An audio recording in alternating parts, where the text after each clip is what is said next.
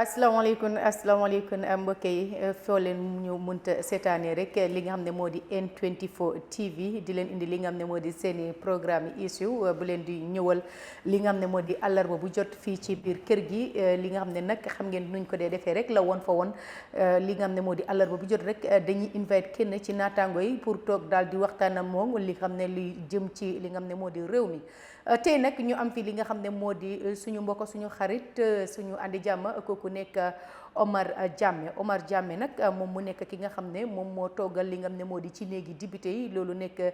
Janjanbureh ñeneen ñi gën ko xamee ci Makati loolu yëpp ci benn tur bi la waaye ba tey rek li nga xam ne moo di rek laata ñuy xuusee ci li nga xam ne moo di ci mbir mi dañ koy bàyyi rek moom mu daal di nuyuwante ak askan bi su boobaa nag ñu daal di ñëw nag waxtaan ak askan bi nag tey li nga xam ne moom lañ teg ci biir kër gi Omar ñu ngi laa nuyu. jërëjëf Sukay jërëjëf M24 kontaan naa pour ñëw fii tey also pour ma mën a take part si programme bi gannaaw loolu tamit maa ngi gërëm seetaankat yi ak déglukat yi di gërëm di people of Janjanbureh comme noo ko waxee rek du dëkk saa boo xam ne ñaari tur la amee foog naa dëkk la boo xam ne ñeneenti tur la amee because gannaaw Janjanbureh Makati dañ ko dee ooyee Georgetown tamit Georgetown am na beneen tur boo xam ne dañ ko dee ooyee tamit mooy Limeen Island waaw because tubaab yi buñ dooree di fa ñëw kuñ fa fekk ñu ne Lamin la tudda soo ko daan mën a ooyee Lamin soo ñu ko daan ooyee Limeen so that also form part of the history. Waaw Janjanbureh mooy dëkk bi nga xam ne ñoom ñoo am ñeenti lan li nga xam ne moo di tur ok ba tey rek welcome to N24 TV mu nekk loo xam ne kontaan nañ ci torop pour ñu am la tey ci biir kër gi ñu gis ne yow da nga nekkoon ki nga xam ne bokkoon nga ci ñi doon li nga xam ne moo di race bi nga xam ne yéen a ngi ko doon am foofu nekkee ci néegi député yi parce que bu fekkee ñu ngi fàttaliku am nañ yaakaar ne ñeent wala ba juróom sax ñoo nekk ñi nga xam ne ñoom ñoo taxawoon foofu nekk ci néegi député yi pour ñu taxaw foofu nekk Janjanbureh wala ba tey ñu ne Makati li nga xam ne moo di National People's Party taxawoon nen fa li nga xam ne moo di ñaari independent taxaw nen fa United Democratic Party taxawoon nen fa yàlla jox la li nga xam ne moo di ndam li ba tey rek lan ngay njëkk a wax li nga xam ne moo di waa Janjanbureh fu ma ko dooree rek mooy ne rek pour wax leen de comme jërëjëf gannaaw loolu man nu ma ko dee waxee rek comme élection soo demee ba taxaw rek mënuloo nekk loser maybe by vote mënuloo am loo war a am waaye xam nga comme always danga dee mën a génn to kind of sell your agenda so basically ñun yëpp winners lañ te gannaaw loolu dëkk bu ndaw la ñun yëpp mbokk lañ so yow soo amut keneen am yaakaar naa ne exactly ñëpp a am so basically you know lu ma mën a wax rek mooy di jaajëf waa Janjanbureh te ñoom it di leen jaajëflu because xam nga rek élection leena la loo xam ne comme man lu ma gëm mooy gannaaw démocratie waaye élection dafa laajte comme compétiteur di am because place kenn nit su ko ut nga jox ko fekk amul ñeneen ñoo xam ne tamit ñu ngi ci teg bot te ñoom it ñu ngi koo ut borom mun na cee gis boppam gis na daal waaw xam nga mais bi mun na koo def mu léegi sax exactly maa gën a gën dëkk bi so basically pour nga am ñoo xam ne tamit they will also contest against you ci man you know is definitely exactly te daf la dee mun a puus waaw daf la motivate exactly ok ku ko xamut moom mooy Omar Jammeh ba tey rek ñeneen ñi di ko ooyee Omar Jammeh ba tey rek moom mi nga xam ne moom moo toogal li nga xam ne moo di Janjanbureh wala Makati ba tey rek ci néegi député yi comme ni ma leen ko waxee rek tey moom moo nekk suñu gan bi ci biir kër gi fii ci N24 TV tey nag ñu bëgg a am ak moom waxtaan yi nga xam ne lu jublu ci wàllum li nga xam ne moo di tund bi nga xam ne moom la fa suñu borom bi falagum ñu bëgg a nag waxtaan ak moom fiw li nga xam ne moo di rek yi nga xam ne développement wala jafe-jafe yi nga xam ne askan bi ñu ngi koy jànkuwanteel ci tunda boobu leen mu nekk loo xam ne it's very very important comme niñ leen ko dee waxee rek voice of the voiceless rek comme rek dañ fi nekk rek pour ñëpp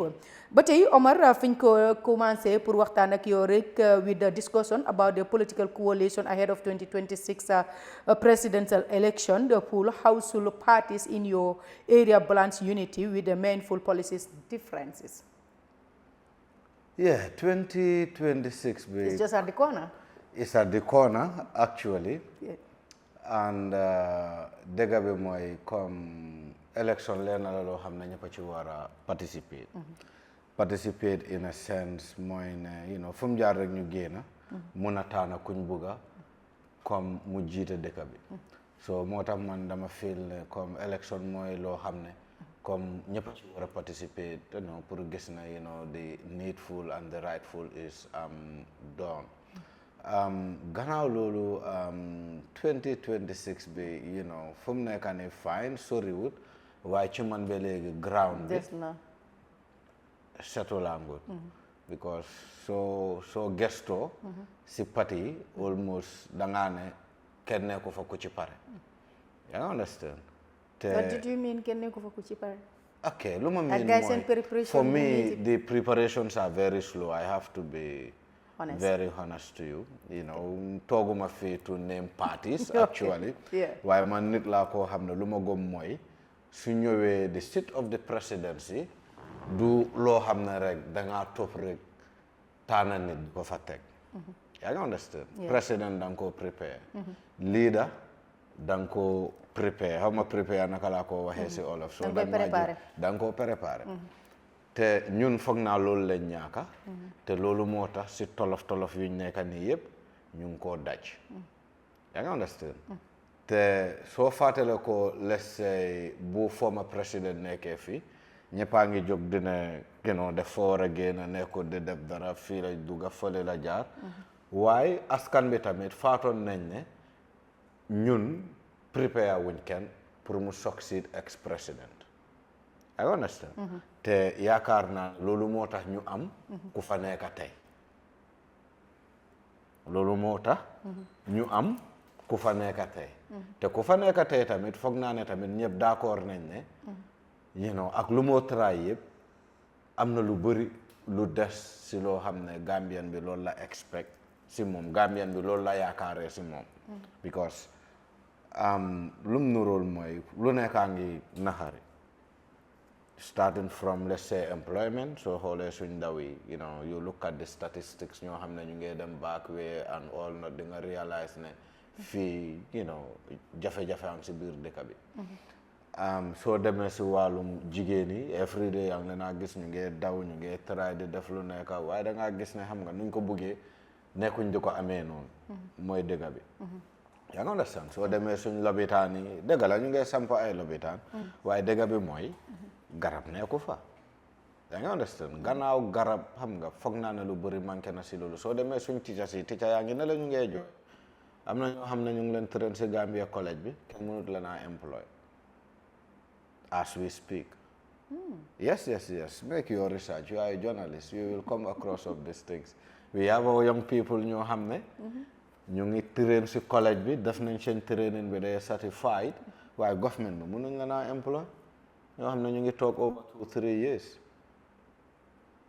I understand so loolu yëpp daf la won ne Gambian bi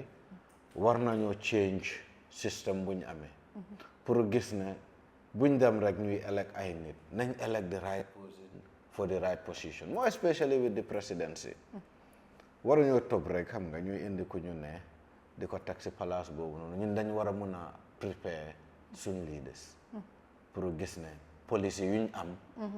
ñuy ko mun a doxloo because soo gisee liggéey president and the entire executive seen liggéey lu mu ëmb mooy pour ñuy mun a coordinate ak ñuy mun a implement policy government bi I understand soo ñu indilee ñoo xam ne comme amuñ kaataan bi amuñ xelaat bi amuñ vision bi pour gis ne policy yi luñ laajte si wàllum wér-gu-yaram si wàllum agriculture si wàllum education and every other sector pour mu gis ne ñu implement ko ni ñu ko war a implémenter da ngaa gis ne tolof rek lam ñoo indil setback rek lam ñoo indil so mooy our situation man noonu laa ko dee gisee yep ok di la gërëm si loolu ci gàttal yaa ngi wane ne li nga xam ne moo di 2026 presidential election bi dafa mel ni still dafa des ci man dafa des because ci man foog naa openly koo xam ne déclaré dafa contest mooy with the NPP party foog naa these other parties they still on their preparations and primary and all not ten ci man loolu war nañ koo teel a def xam nga politique bi dañ dee léegi comme understand naa with other parties am nañ seen ay internal issues te bëgguñoo def loo xam ne dafa affect seen parti yi waaye sometimes politics dafa require pour nga jël risque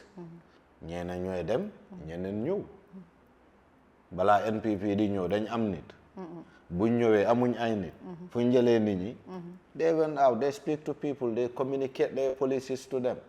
gaa gis ne ok ñii programme suñu amee ok mun naa cee affiliate noonu dañ toppee NPP ñeneen nag xam nga comme fii mooy loolu fii foog naa mënuñ politique bi tamit because ñun fii poste bi moo dee tax ñuy toppa nit te foog naa NPP bi poste bi moo tax ñu bëri di leen toppa man loolu laa gëm xaalis bi la alal bi la ak whatever xam nga because mooy loolu daal waaye ci man ci gàttal fooguma ñoom am nañ lu bëri lu ñu war a offer suñu amee lu bëri tamit lu ñu war a offer foog naa ne am nañ enough time pour offer ñu ko mooy ne jox nañ président bi a mandate of 2 terms 10 years lu mu mënut a def si 10 years bi yaakaar naa ne moo war naa dem kër mu toog mais bi mu taana keneen si biir patiyam bi wala mu bàyyil ñu foofu noonu keneen tamit ñëw toog doxal benn 10 years mu dem kër you know foog naa war nañoo learn from those lessons this other parties tamit ñu ngi leen a xaar pour seet ñoom it xam nga mais bi fu ñoo mujjee in terms of ku ñoo indi to contest on their party ticket te you know for me elections is next year yaa ngi understand almost ku nekkaa ngi kind of quiet more especially with the political parties because ci man lu ma gëm mooy war nañoo dem at the grassroots ñu mun a orient askan bi war naa understand dëkk bi fan la toolu and with that foog naa ne def la naa mun a dimbali pour ñu mun a decide for 2026 elections suñ defut loolu ñu toog fii ba 2026 dañoo ñoo jox la yow saaku maalo dem jox kële bidongi diwlin dem jox kële $10,000 soo nga foog ne foofu la aduna em ñu ñëw ñu la ne xolal ñale xeet bii la soo leen sànnilee carte ñun xeet bii nii dañoo soona xam nga Gambia politique bu mel noonu moo fi nekk fii politique nekk ko fii di ñoo sell ideas fii ku fi dee sell ideas sax kenn du ko dee déglu ku amee ideas comme nu ma la ko waxee rek I don't want to name parties waaye fii party am na party yoo xam ne they have ideas they have programs both for the young people the women and all not why the Gambian is not listening to them because understanding Gambian bi in terms of suñ political dynamics bi for me is still low te foofu la political party yi war a jóg ñu jàppalante gis ne ñu génna mit askan bi you know waxtaanaa ñoom yes dëkk bi nu moo demee if I have to be honest to you am na lu bëri loo xam ne comme war nañ koo improve loolu dunda dafa continuer di naxari rek foog loo dunda bi is worldwide for me no I don't believe in that yes even if it is worldwide loolu warut a nekk excuse waaye ñu ngi wax ne Gambia bokk na ci réew yoo xam ne bokk nañ ci ñi nga xam ne seen dunda bi dafa xaw a yomba si naka wax ma benn let's say for example suñ dëkkandoor yi fii nii soo xoolee soo compare ñun suñ dunda bi ak ñoom ñun ñoo leen gën a yombale dunda boobu mënuma koo jël te mënuma koo gëm because sometimes xoolal value xaalis bi ku la ëppale value in terms of money kooku dundaam naka la moo gën a seeree sa dunda where is the logic what is the safer to the dalasi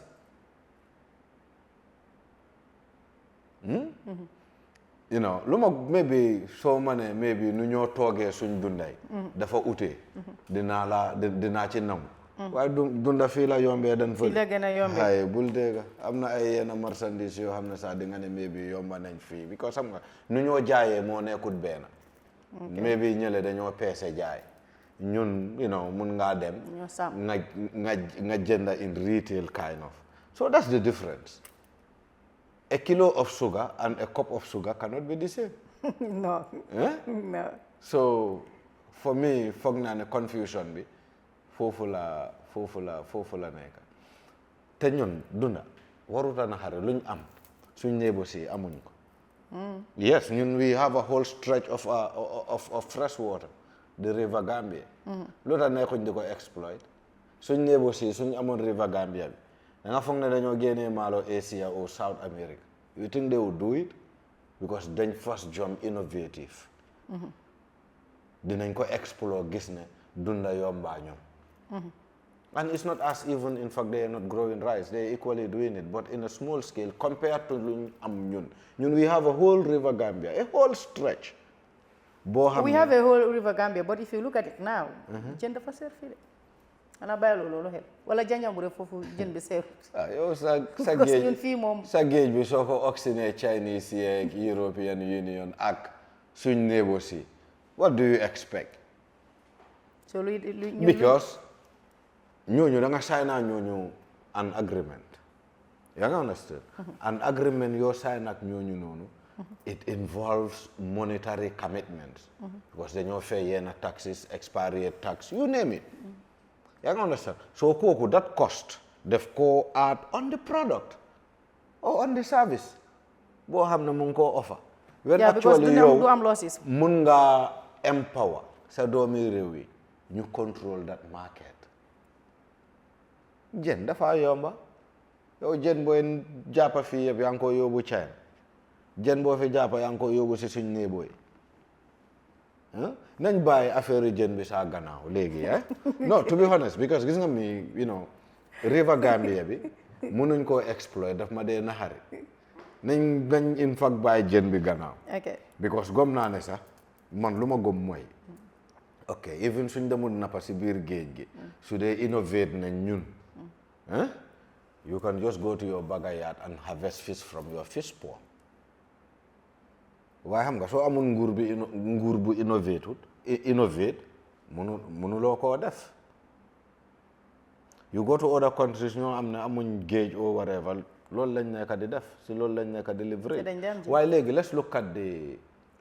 cash crop production or crop production be it rice be it vegetables for example. River Gambia bi mu ngi fi. amoon nañ fi ay jaaxali pàccaar amoon nañ fi ay kuntawru amoon nañ fi whatever yaa ngi understand lu tax mënuñoo industrialize bërëm yooyu noonu because for example during the first regime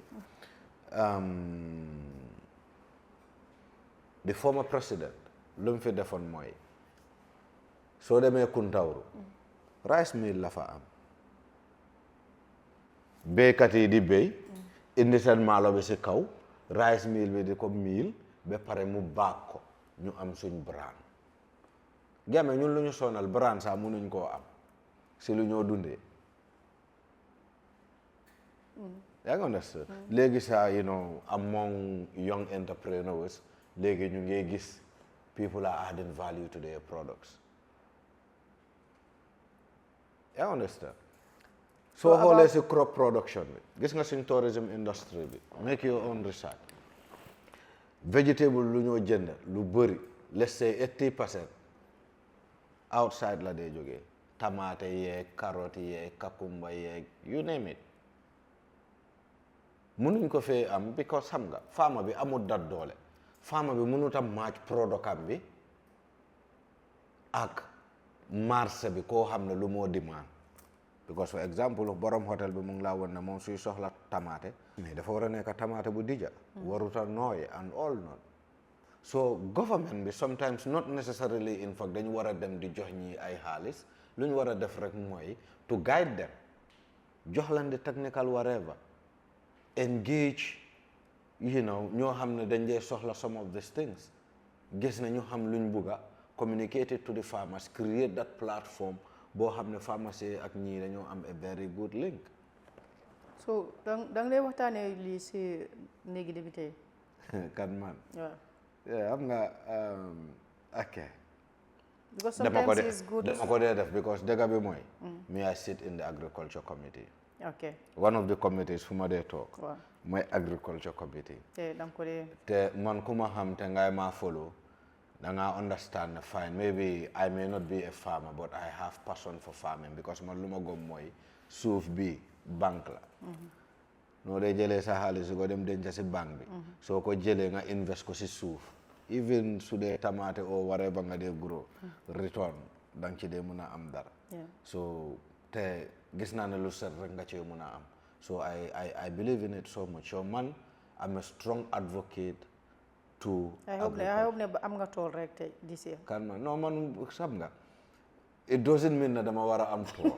I have to be honest to you no for example su ma amoon tool sax maa ngi nii fii naka laay liggéeyee suma tool soo paree dem nga dem waaw waaye nekkul every day nga dee bay di non soo jiyee non su ñax bi ñëwee after si nga ñëw nga bay xam nga soo amee liif nga mën a dem bay waaw man this year aw ma liif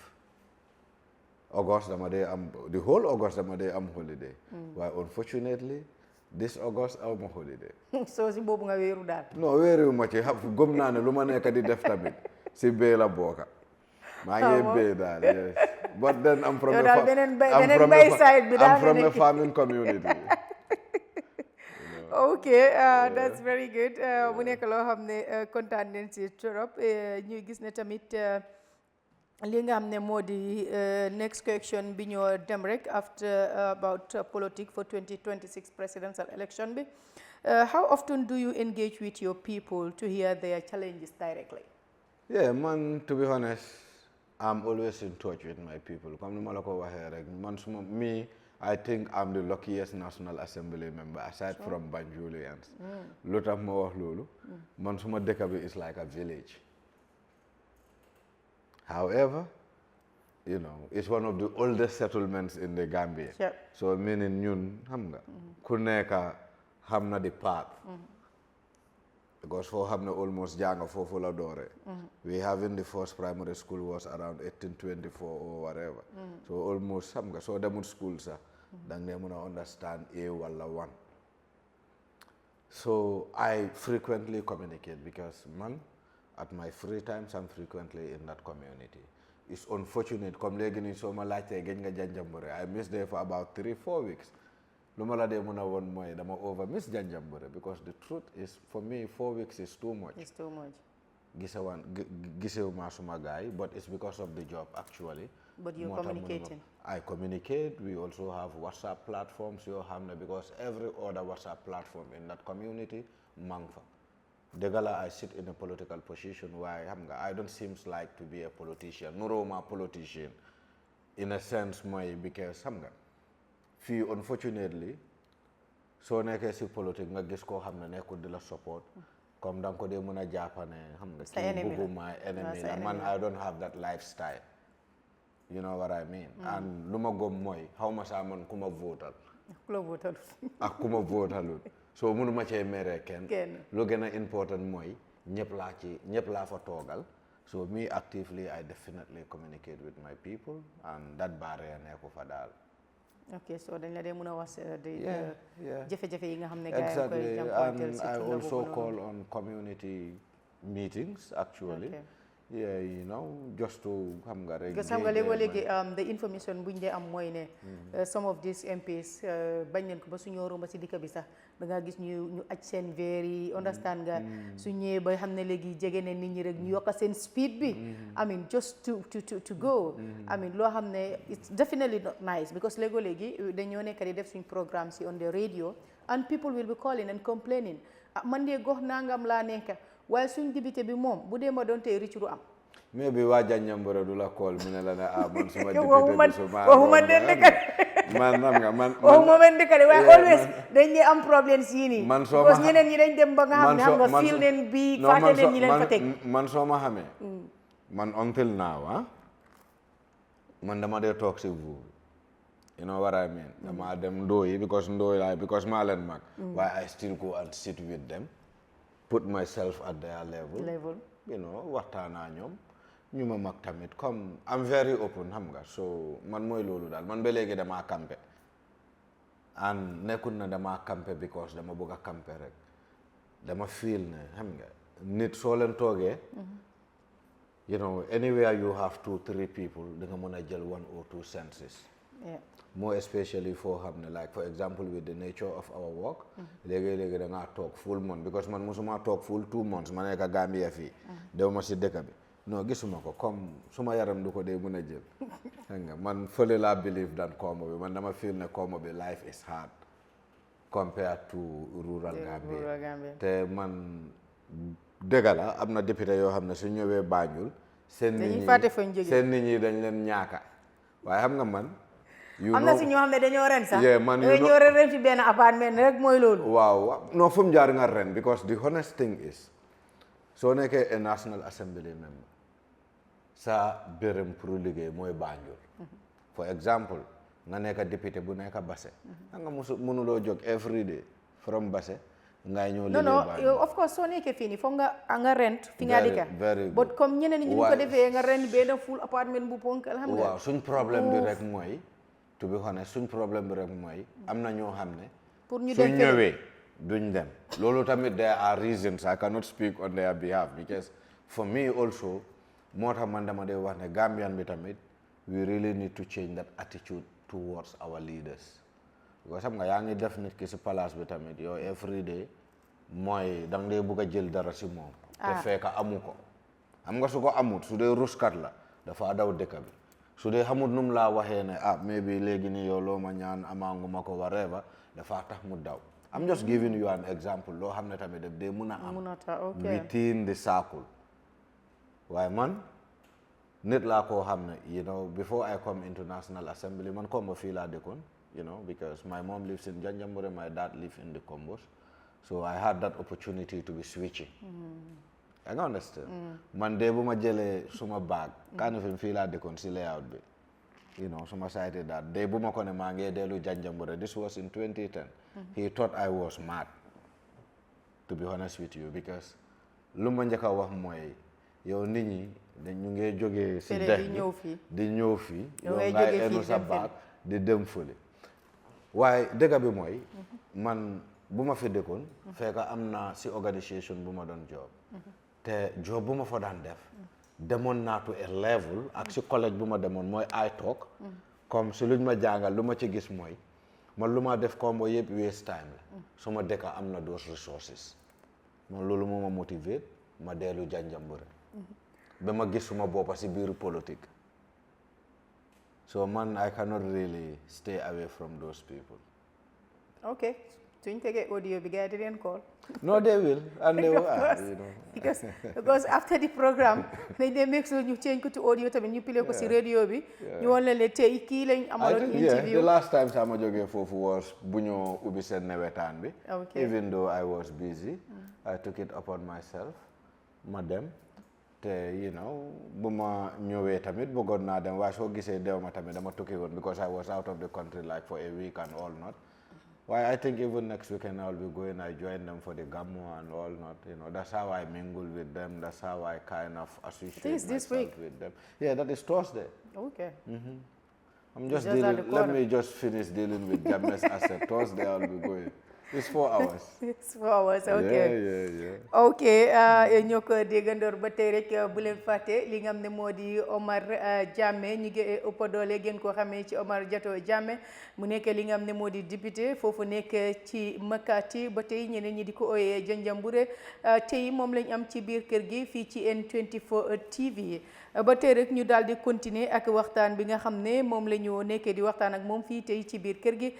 Omar ñu daal di dem ci beneen bi mooy li nga xam ne moo di ci wàllam li nga xam ne moo di njàng mi dëgg la li nga xam ne moo di ku xam Janjanbureh xam ne jàng fa la soxe ko waaye ci wàllam jàng bi foofu noonu lan moo nekkee li nga xam ne yow tamit léegoo léegi ci nga dee taxaw rek pour jàppale li nga xam ne moo di ndaw ñi nga xam ne ñu ngi ci béréb jàngeekaay yi.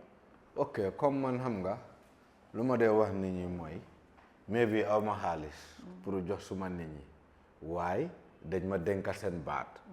so man luñ ma dénka dama ko dee utilize soo foolee suma trail at the National Assembly I think my first 2 or 3 debates si wàllum education laa concentrate because lu xew mooy am nañ primary school ñu am an upper basic waaye primary school bi I can vividly recall I was taking a reference or in fact challenging the then honorable minister balaa ku nekkoon basic di ko won ne su demee si primary school boobu noonu su dee moom dina bugga doomam attend that primary school considering you know the safety aspect of things because then ndox sa problème la woon because nawet daf daan teach and all not classrooms si were very limited so I kind of do some advocacy during plenary or during debate at the National Assembly mooy taxaw si néegi député bi won nguur bi Janjanbureh si wàllum jànga ay yan tolof lañ fa am including the upper basic school and alhamdulillah waxuma ne yóbbu naa fa that development but as we speak right now thanks to Holland Foundation ñoo nañ si primary school bi ñu bilal a very good they build us a very good structures 2-story buildings pour gis nañu expand classroom si ak seen toilet si upper basic bi the same thing lañ fa def so even though comme yóbbuma fa that development feel naa ne nguur bi ñu ngi doon déglu nguur bi su nekku doon du déglu partners were also listening te tax na we have that kind of development there gannaaw loolu xam nga ay speech days are actually a tradition in our schools from the primary school down to Amite Senior Secondary School every speech yu jotee dama dee gis ne ma support leen suma doole ak kaataan nga play sa card yeah exactly there are other extracurriculum activities dama leen ci dee mun a support actually and some other things depending on because as we speak in fact foog naa ne I have a request before me from one of the nursery school ñu ne seen learning material la ay nit ñoo saaca so amuñ ay learning materials so buñ ma bindee I saw the letter I acknowledge it won naa leen ne man it dinaa seet si lan laa leen a dimbale and then tax naa leen pour ñu jox ma a list of the kind of learning materials ñoom lu ñoo soxla then ma mun ci gestu ok ñu teg fa sa baaraam rek ñu jëli li nga xam ne moo di koppari ndawal ci biir kër gi ñu dem with the advertisement then we'll be back after the commercial break.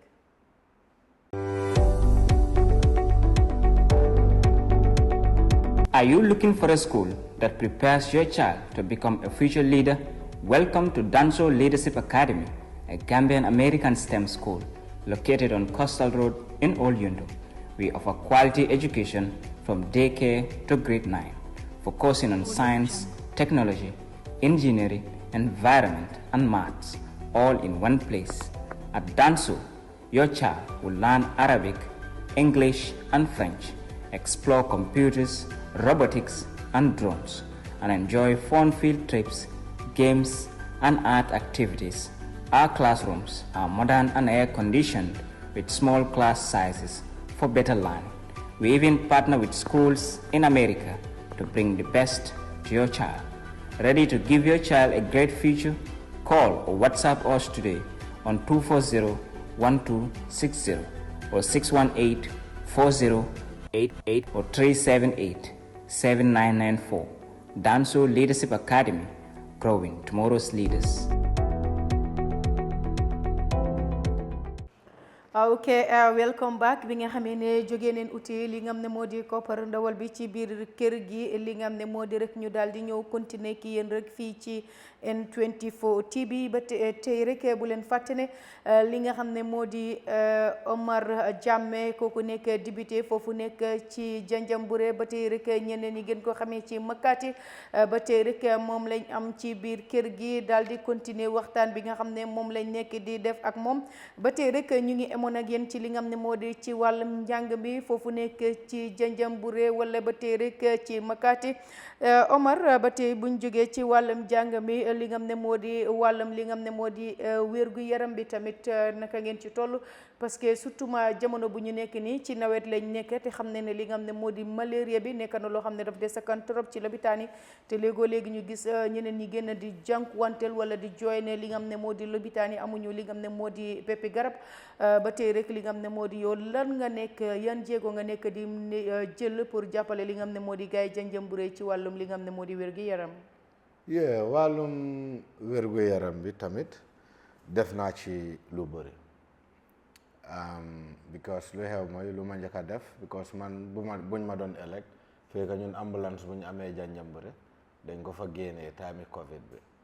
so dem nañ ba amaatuñ ambulance te soo xoolee Janjanbureh dëgg la mun naa nekk dëkk bu ndaw waaye Janjanbureh dafa accommodate ay bunta yoo xam ne bunta yu am solo for example boarding school bi Amity soo fa demee di nga fa fekk about 300 children or students ñoo xam ne si boarding boobu noonu lañ nekk ku ci feebar si lopitaan boobu la moo dem opposite lopitaan bi si boppam prisoner fa nekk ay inmates ñoo fa nekk ku ci feebar foofu la gannaaw loolu Janjanbureh surrounding bi ay dëkk fa nekk ñoo xam ne Janjanbureh moo leen gën a jege te Janjanbureh lañ dee ñëw more especially CRR North géejaa nekk suñ diggante da ngaa gis ne jigéen buy bugg a wasin sax struggle I have seen scenarios yoo xam ne nit ñi si crossing point comme ay jigéen si crossing point bi la ñu wasine waaw yeah because ñu ngi leen jëlee from very far communities ñëw indi leen di struggle because navy tamit comme borom gaal yi suñ wàccee navy ñoo dee dimbale gaay pour cross leen waaye da ngaa gis ne jógee ko si géej gi dem si lopitaan bi dafa xala xëccu si ambulance amut fa so tryoon na ma yóbbul leen almost a brand new ambulance actually but because of politics ministry bi laay mun a wax that is the Ministry of Health ñu ngi ko bañ a use waaye xam nga comme man they are not using the ambulance they are not using it where is the ambulance the ambulance is still at the health center so luñ def mooy dañ dem after let's say almost 1 year la gaay dem lijjantal seen own ambulance from RFH boo xam ne every kilometer nguur bi dafa fay $25 that is the agreement in between RFH and the Gambia government waaye ambulance bi mu ngi fa because xam nga man to be honest with you man lu ma munti def dama dee bëgg ma def ko si yoon I understand man dama gëm ne waa Janjanbureh si nguur bi lañ dee fayee seen tax nguur bi moo leen war a provide ambulance and everything fine defuñ ko def naa ko yóbbu naa ambulance they politicize it man ba léegi ambulance bi nga fu mu taxaw foofu laa ko bàyyi everyday people will call me xanaa yow ambulance boobu noonu nekkul government moo la ko joxoon not government I get it yow yaa ko try yes and they are not using it but then Janjanbureh ñoo nangu loolu fooguloo ne Janjanbureh ñoo ko nangu no ci man the community cannot do much about it because the community cannot fight with the government yeah yaa nga understand waaw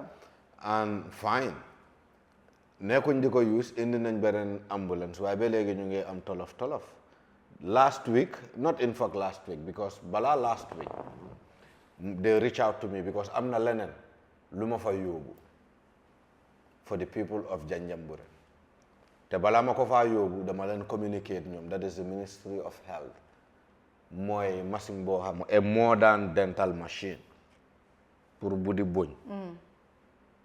according to them ñu ne even Banjul they don't have such a machine boobu tamit dama ko fa yóbbu machine bi nekk fa like ay 6 whatever months ñu ne ma ne the room we are supposed to use the machine cannot fit at the door so we want to extend it and we are waiting for the regional director ma ne leen dañ leen bàyyi géemi liggéey yoo xam ne mooy loolu nga gomu rek def ko xam nga te man mënumaa ñëw may toj seen wall di extend bunta loolu du suma liggéey man lu ma mun mooy ma dem ma faciliter indil leen loo xam ne loolu mooy suñ soxla ñu utilize ko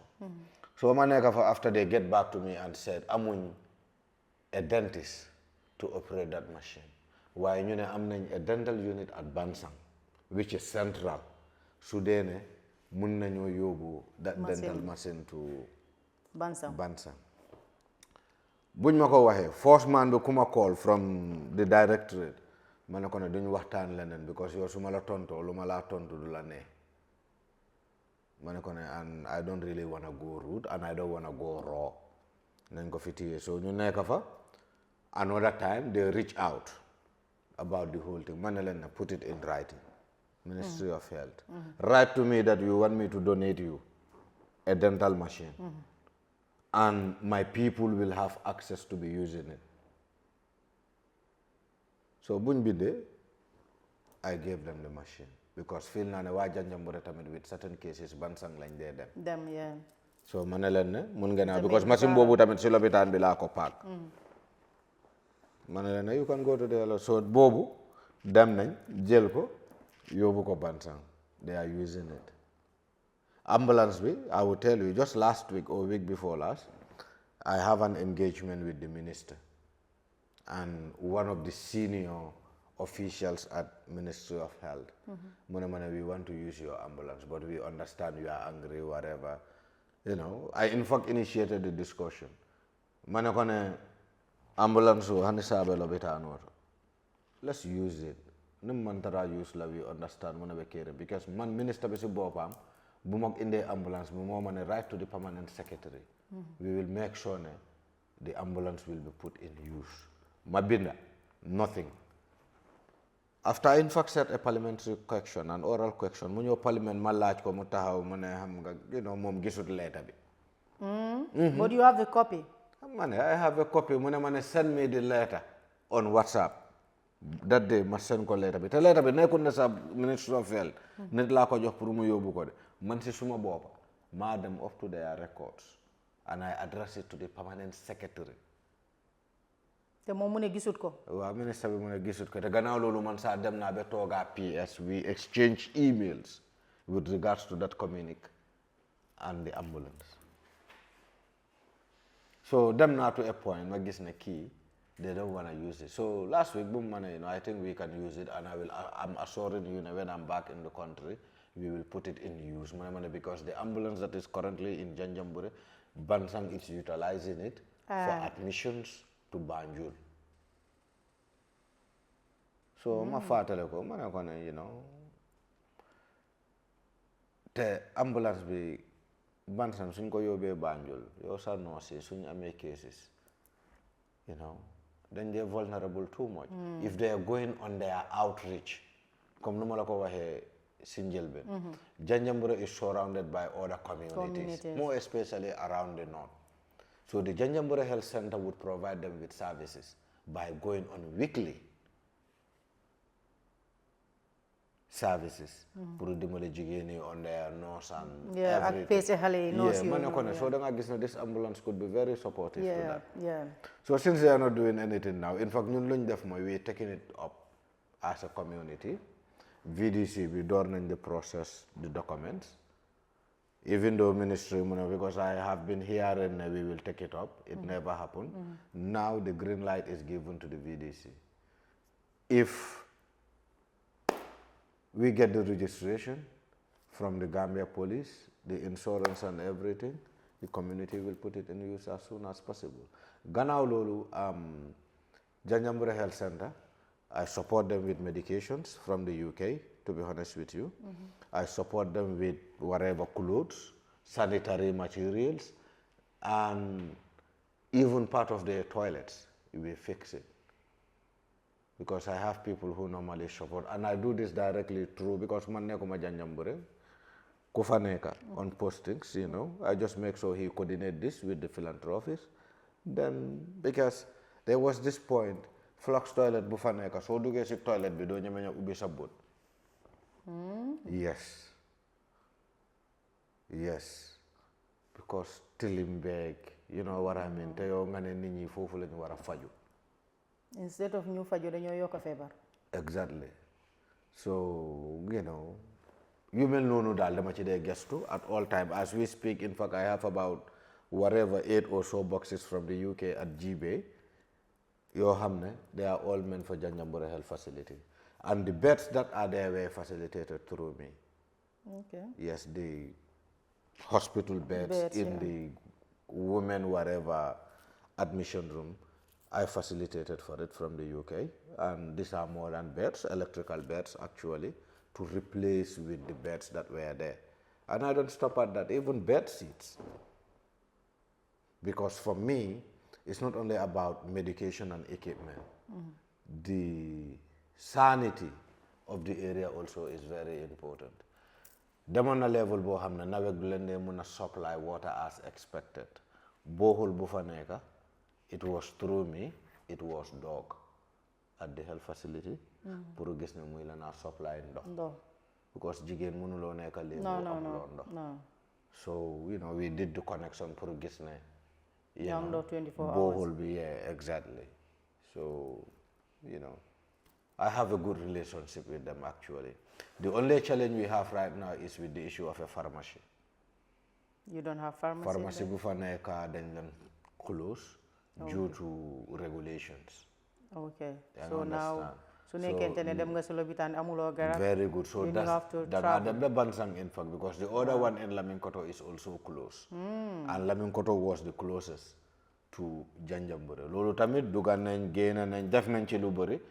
I can in fact recall last week am na ku ma call mu ne ma ne am na Lansing bi koo xam ne ñu ngi cee liggéey.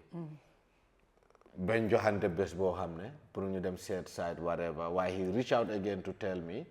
ok Lansing bi foog na Lansing bi daal lu mu foog ne loolu lañ koo joxuñ ko loolu but he is still pursuing with them and with that because for me you know as much as I want things to happen in my constituency or in my community du ma dee bëgg a nekk nit koo xam ne comme I will become a slave to authorities because Gambia bi tamit fii duñ gom mooy more especially with these heads of institutions mooy nga dem ram seen ron di leen ñaan dimbale ma liggéey dimbale suma you know what I mean dimbale ma I don't do that for anybody lu la war loo war a def you either do it if you don't do it if I also get the platform where to talk about it or where to hold you to account I do it to the latter because xam nga with MCA soo leen xoolee with the Lansing's issue after AKI dafa jël a new dimension because xam nga there was a parliamentary inquiry after the parliamentary inquiry there were resolutions and those resolutions moo ñun ñoo xam ne ñoo jógee si dex bi def ñu affect because they are telling you one pharmacy Lansing should be limited to one vendor or pharmacy operator and it's not only about having a Lansing to go and operate a pharmacy. You must employ a pharmacist. So ñoom on their routine whatever you know monitorings then they realize ne pharmacy yu bëri ñu nekk si dex bi they lack those merits. And I cannot be a lawmaker. May dem di violate loi bi. So lu ma dee ñaan suma nit ñi rek mooy nañ ci muñ. You know we will have a way out. So the other way out buñ am because moom it kooloon na ma mooy ñu ngi am a guy Amiteej la jàngoon moom it si ay pharmacie la dee gestu mu ngi build a clinic at Amiteej. So in that clinic mu ngi ci include a pharmacy because with a clinic you are not required to apply for a Lansing from MCA. So you know these two ways lañ nekk di explore pour gis ne ñu saafara loolu noonu mu mën a yombaa nit ñi pour ñuy am garab and all not ok that's very good and li nga xam ne moo di wér-gu-yaram ci tundu boobu ñoo ko déggandoo rek jafe-jafe yi nga xam ne yooyu la gaay di jànkuwanteel te xam ngeen ne jamono bu ñu toll développé am fa garab yëpp waxuma amul de waaye jafe na torop suñ la joxee nañ ko bàyyi xel garab bu expire lañ laa jox no I'm serious go to the 2020 audit report di nga shock lu fa nekk what is embedded in that report just go there and look at the report on Ministry of Health you will be shocked ne the audit report mu ngi reveal ne Ministry of Health garab yu expire lañ dee jox citizens yi sorry I'm telling you wow yes laaj leen kañ lañ dee jënd am nga comme ok for example yow nga nekk MCA yow yaa ngi jaay garab yaa ngi responsible tamit pour supervise you have the supervisory role yaa ngi nekk di director of MCA you have 2 or 3 pharmacies yaa dee mun a ordal sa boppa garab for your pharmacies do you think you will be keen pour government di procure garab nu mu waree sa business ngay gën a perfect soo ñun dëkk bi dañ ko war a raxas bem seet yeah believe this suñu amee leneen saa ñu yokka ko ci mbaadu si ca bi génn ok ñoo ko déggandoor ok ba tey rek Omar Jammeh ci biir kër gi ba tey rek li nga xam ne moo di Janjanbureh. Did you guys have a vocational school there? To be honest with you, we don't have one. You don't have. Not one operational. I understand. Te lu important la. Yeah. In that community. Yeah. I understand. Parce que nekkul ñu wàcce ñëpp ñooy mën a jàng. Parfait te ñëpp mënuñoo jàng ba wàcce tamit. Te ñëpp mënuñoo ñëw Kombo tamit. Yeah, yeah. To look for jobs. Yeah. te man lu ma gëm rek mooy suñ ndaw yi fu mu jaar rek ñu prepare leen mentally, physically and all not pour ñu mën a face the challenges in the world or the dynamics. You understand? So skill center amuñ ko. However, as we speak, I secured about 20-something sewing machines. Okay. I understand. So I'm starting a skill center, or I have started a skill center in a small scale. Okay. Because these 20 machines, whatever, I'm working with a group of women, ay jigéen ñoo xam ne waa Janjanbureh lañ. Okay. Pour gis ne ñoom it ñu mun a jàng métier. Especially the youth. Yes. Xam nga man jigéen am na jigéen yoo xam ne I count them as youth because xam nga the definition of youth is that 15 to 35. I understand. So such sister yu bëri is within this age bracket. So sometimes I don't want to kind of segregate or discriminate. So I just say youth. Okay. I understand. So jigéen yi tamit ndaw lañ. So luñ nekk the kind of scheme buñ fa am mooy we have the machines at the Janjanbureh Youth Center. So jigéen yi comme dañ fa dee ñëw we hired a tailor. Okay. Ku leen di teach. Ku leen dee train. Okay. So they have one among them koo xam ne moo leen dee supervise because moom it mun naa ñëw jigéen la. Okay. yaa ngi understand. So basically luñ nekk di try mooy pour gis ñooñu naka la ñoo jàngee wàllum ñaw bi whilst we look at avenues boo xam ne mun nañoo expand to have a skill center because for me Janjanbureh the need for a skill center is very very very important. Island community la am nañ ay community yoo xam ne ñu ngi ñu sooraaw so ñun suñ ndaw yi suñ leen prepare wut rek we are unlike other communities. Opportunities are very limited. Okay, loolu moom dina nekk loo xam ne dina baax trop if you have it. Absolutely. Ngeen am a vocational center foofu noonu nga xam ne at least doomi gox yi foofu leen ñi nga xam ne ñu ngi ci biir dëkk bi at least ñu am fu ñu sukkandiku because not ne ñëpp ñooy mun a jógee foofu noonu ñëw ci Kombo area bi and then not ne ñëppay mun a dem school ba jeexal and then not ne ku ñu jeexal ñëpp tamit dañoo mun a liggéey so da ngaa gis ne métier bi is very very important muy ñëw bi muy hair dressing salon. Exactly. I mean muy yeneen ak yeneen yoo xam ne tie and dye bi sa cuub bi ni welding carpentry yooyu yëpp dafa nekk loo xam ne I mean lu life skills daal. Exactly. Dafa nekk loo xam ne it's gonna help the youths moo gën ñu nekk ci yeneen because soo bàyyi xel ndaw ñu nekk di dem the back way yooni Barsam is terrible. People dying every day. non te su kay soo dem back way sax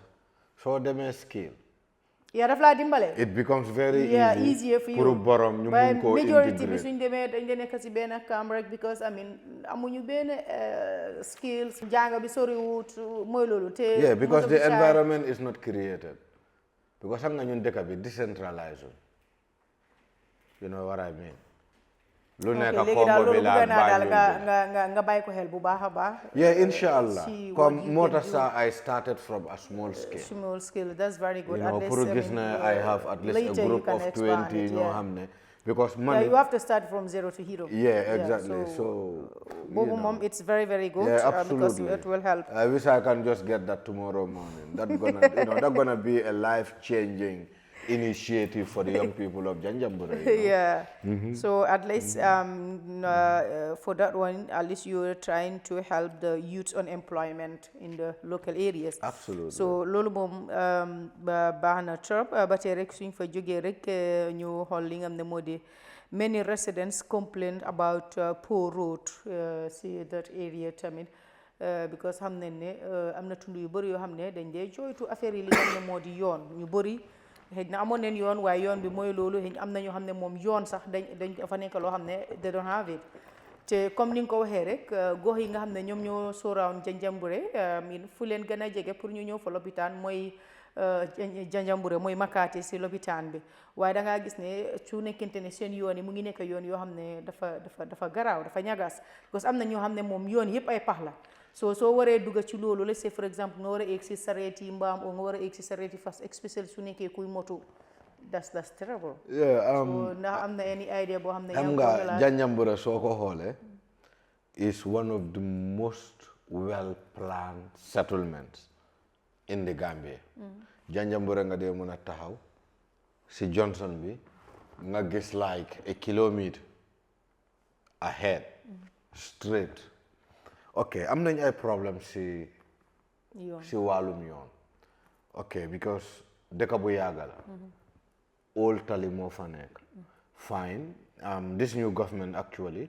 defaroon nañ about a 3-kilometer road but that was before I come into parliament that was when Honorable Ceesay was there right now luñ nekk di def mooy benn suñ street si foo xam ne ndox yi dañ fa dee taxaw we kind of collaborated pour gis na we get gravel in them pour it on them loolu is just for the community members because ñun from the bridge coming down to the community is fine. However, I think 2 weeks ago bindoon naa the Ministry of Works and Construction because the last time approach on naa Honorable Minister bi pour woon ko ne Janjanbureh dëgg la dëkk bu màgget la waaye tamit it has potentials for expansion. yaa ngi understand that is the end of the islands ma ne ko ne and that expansion lu moo mën a jural Janjanbureh mooy dafa mën a attract investment because comme Janjanbureh soo xoolee dëkk bi rek da nga dee ne dafa tuuti yaa ngi understand waaye soo toppee stretch bi let's say length bi dafa gudda the length is about 11 kilometers to 11.5 kilometers so settlement bi from the settlement pour nga mën a dem see each side of those 2 lengths this side is like 4-5 kilometers the other side is about 3-4 kilometers so bindoon naa ministry bi for road expansion. Did they respond to you? This was 2 weeks ago actually. So not yet. I haven't get any response from them but I will follow up with the Honorable Minister pour gis nañu mën a am that expansion because few years ago bu ñu doon liggéey suñ yoon bi sax tali bu màgget bi day ñëw rek ñu grade ko def fa xeer bu xonq em ci nga loolu du liggéey so I'm just kind of trying to remind them Janjanbureh yan façon potentials la am and what kind of importance more attached to that community pour gis ne nguur bi tamit with feeder roads we can always try at community level and also at the level of the area council while with major roads boobu is only the ministry that can intervene mu gis ne mu restore that settlement te loolu gëm naa ne su amee seriously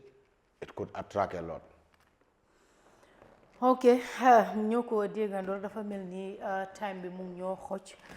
waaye incha allah dinañ try and then we have you again te si biir kër gi fii nii because dafa mel ni tey waxtu bi xoj nañu kon du ñu def dara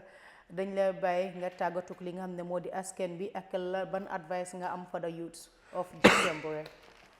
Thank you Sukay just pour wax déglukat yi rek oo seetaankat yi di leen jërëjëf di leen gërëm di leen sant si seen waxtu bi yéen it maa leen a gërëm di leen sant for actually xam nga inviting me here and to suma moromi ndaw yi du ma ne rek Janjanbureh because man ku ma xam si liggéey ndaw lañ ma xamee I serve up to the level of the National Youth Council so nekk naa nit koo xam ne youth is part of me I understand so lu ma advice ndaw yi rek mooy nañ fas jom nañ continue to push nañ gëm suñ boppa te buñ nangu kenn exploit ñu